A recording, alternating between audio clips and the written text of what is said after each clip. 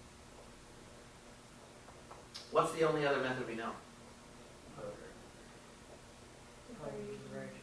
Variation of parameters, right? But what did we learn that method for? We learned it to solve these equations, but what order? Only second, right? This is not a second order equation. You're looking at a third order differential equation back at the start. So if it's third order, we didn't learn how to, it's not that you can't do it, but we didn't go over that. So this can't be variation of parameters. So it's got to be annihilators, right? So we're going to use the annihilator method. Does anybody know how to, and we usually use A of D for the annihilator. Anybody know how to annihilate the capital F? There's two separate terms here, separated by a plus sign. So there's 2e to the negative x. That's annihilated by d plus 1. And then there's 3e to the 2x, and that's annihilated by d minus 2. And remember that you multiply those. So if there are different terms added together on the right-hand side, you multiply the annihilators of the pieces. Don't let the factors of 2 or 3 throw you off. They can be ignored. It's really just the exponential form and the exponents that you have to pay attention to. Okay? Okay, so we're going to get some new roots in step 2 coming from this annihilator. In other words, if I apply this annihilator to the original problem, I will suddenly have more derivatives on the left side, and I will have made this side 0 because I have annihilated it. On the left side, I'm going to have an operator equation that's going to have basically, d cubed plus 3d squared plus 3d plus 1 times d plus 1 times d minus 2. You see I'll have two more terms. So which of those roots is new? Say again? D minus 2. D minus 2. So it would be all of those 2. Okay. Any other new roots? Right. Both of them are new roots. I'm going to put them in order. Yeah, so they're both going to be new. -1 and 2. Okay, so we get 2 new roots. Now one of them actually was repeated, right? Yeah. So when you put down your particular solution now, you remember how to do that? Use capital A times what? X cubed. You just pick up where you left off. So you had x squared here, so you just keep going. X cubed times e to the negative x. And then we have another term with b times e to the 2x, right? And that's the first time that 2 has showed up as a root. So that's all you need to do. Okay.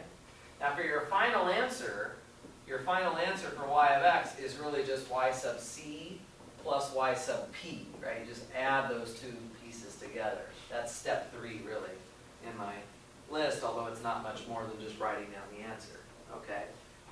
And I'm okay if you do this as long as it's clear. You might be better off just writing the whole thing out, but I'm not going to right now. I may or may not ask you to solve for the constants. If it's something that's going to be really difficult to do, probably won't ask you to do it. In this case, it's pretty bad. I mean, I have to use the product rule here, and I've got to go all the way 3 derivatives worth of work.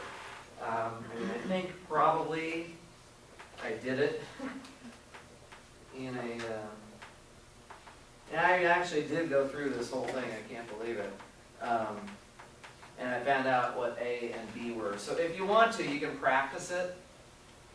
When you're plugging it into to solve for A and B, you only need to plug in this part.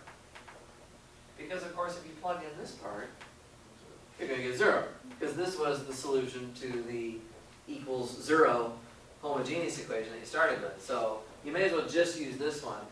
And you just have to take 3 derivatives of it and then set things equal to each other on both sides. Basically, you take 3 derivatives of this and you plug all the derivatives in over here where you see them and you set it equal to this. And then you just start matching up the terms. Okay, so I did do that in here. This one, I think I'm going to skip it for tonight. It's a little messy. So let's just go ahead and call that one good. Let's see, where else do we want to... what other ones are good to look at here?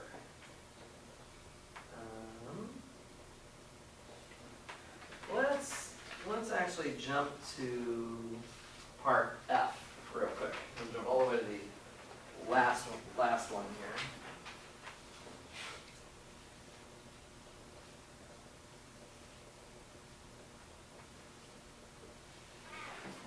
So part F, it says y double prime plus 2y prime plus 5y equals 3 times the sine of 2x.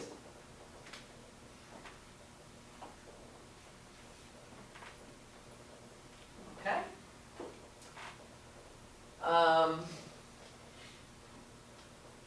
What do you want me to do? Auxiliary equation first. Okay, auxiliary equation, and what is that? R squared plus 2r plus 5. Okay, the auxiliary equation, this is for problem 6F, r squared plus 2r plus 5 equals 0. Okay? Now what do I need to do? Solve for r. There's a lot of high school algebra in this section, isn't there?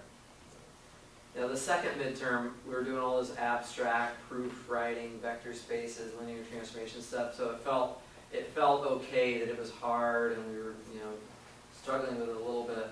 But I want you guys to leave this test feeling really good, which means be careful and just take your time so that you know, we don't want to be making mistakes on just this kind of simple stuff. So yeah, this is just a quadratic equation, and I can use the quadratic formula to find the roots, yeah? So -2 plus or minus the square root of 2 squared is 4 minus 4ac would be -20 all over 2.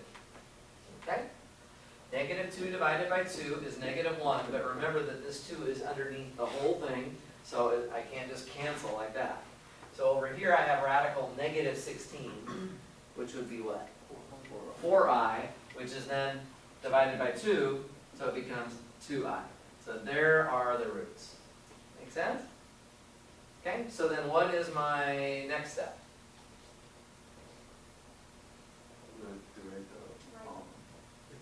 Y sub c.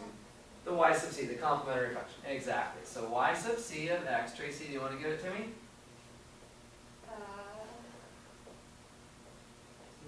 C1 e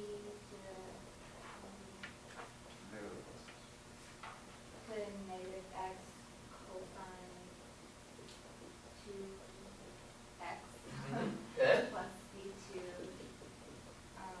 e to the negative x sine 2x. Perfect. Everybody agree with that? Good? Yep, that's the complementary function right there. All right, perfect. Okay, what's next?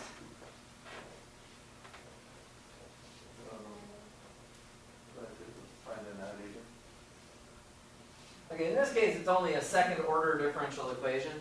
Only second order, so you could think about variation of parameters if you wanted. But if you know how to annihilate the right-hand side, that might be just as good. Let's do it using the annihilator method. This would be one of those ones you could, remember the problems I asked you to do where you could do it both ways? Yeah. This would be one that you could do both ways, but let's do it with the annihilators again, okay? So how do we annihilate sine of 2x? Of course, the right answer is look in your table. It's d squared plus 4, exactly. Some people, with the easier ones, it's easier to just remember it. Okay, so d squared plus 4, okay. So that's going to produce some new roots for us. What are the new roots going to be? Plus and minus 2i. Okay, very good. So we have plus and minus 2i. And so, what can I do next? Exactly, write down the particular solution.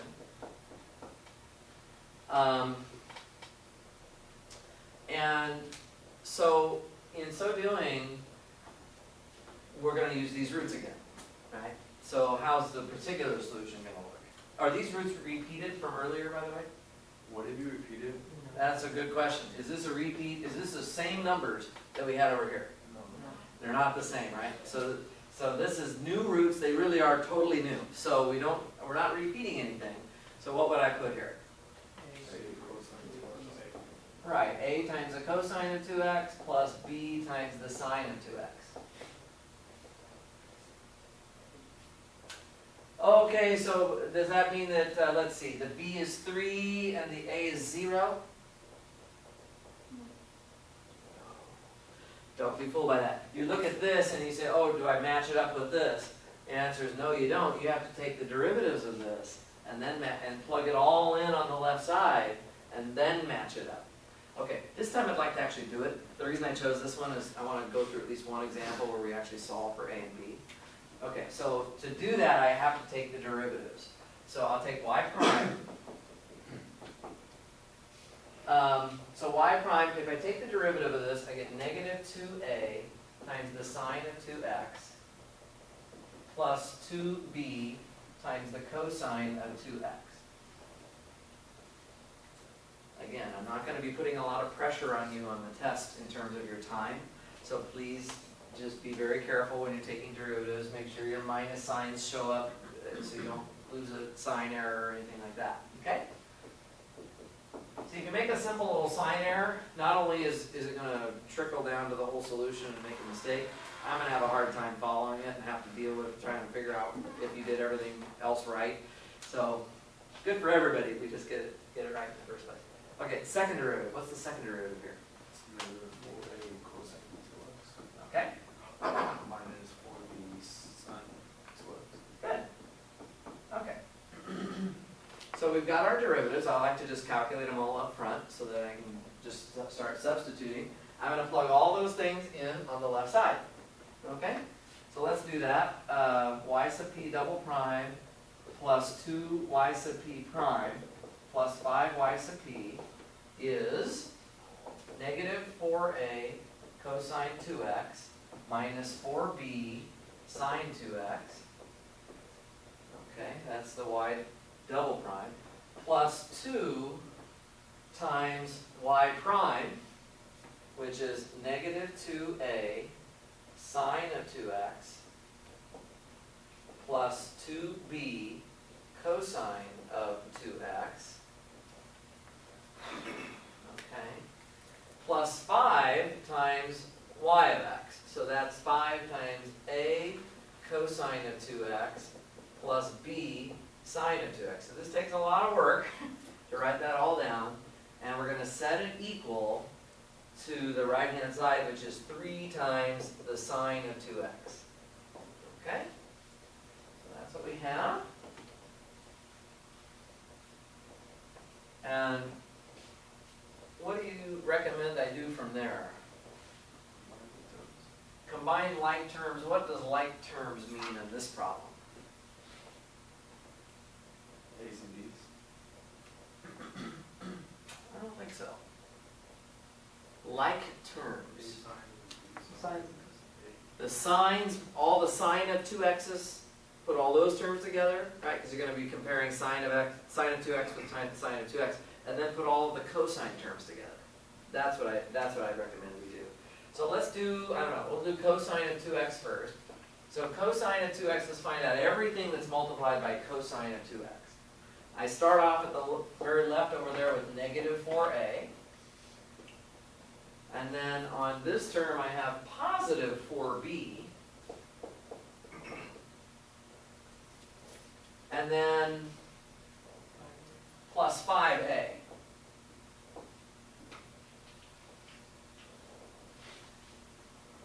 That make sense? Okay, and then let's do plus the sine of 2x. So put those terms together. So for the sine, I have negative 4b. And then minus 4a.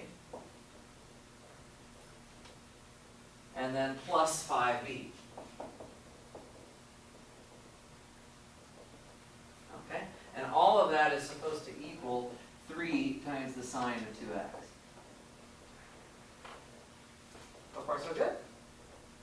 So, what does this part in the brackets have to equal then?